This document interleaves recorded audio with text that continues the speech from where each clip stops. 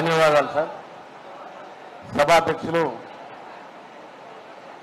సుందర్రాజు యాదవ్ గారు, అలాగే ఇక్కడికి ఇచ్చేసినటువంటి నిర్వాహకులు, పెద్దలు, ముందు వరుసలో ఉన్నటువంటి బీసీ ఇంటలెక్చువల్స్ అందరికీ పేరు పేరున నమస్కారం. ఎందుకంటే అందరూ ఒకరిని మించిన ఒకరు వ్యక్తులు, అందరూ సమవుజ్జులైన వ్యక్తులు ఉన్నారు కాబట్టి వరుసలన్నీ చూస్తూ ఉంటే ఎవరి పేరు కూడా ఉచ్చరించే పరిస్థితి లేదు. అందరికీ శిరస్సు ఉంచి నమస్కారం తెలియజేస్తా ఉన్నా.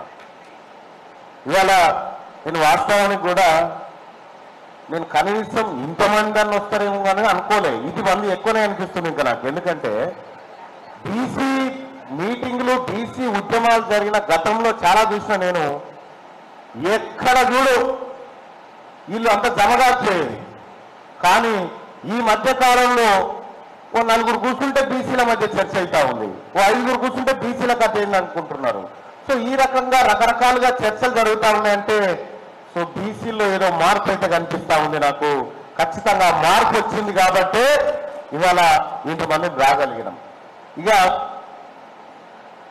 సుందర్రాజు అన్న చెప్పినట్టుగా తీన్మార్ మల్లన్న ఏం మాట్లాడతాడు బీసీల గురించి, ఎట్లా మాట్లాడతాడు, నేను అప్పుడు ఎట్లా మాట్లాడేదో ఇప్పుడు అట్లే మాట్లాడుతున్నాను. నాలో ఏం మార్పు రాలేదు, కానీ బీసీల ఆలోచనలో మార్పు వచ్చింది.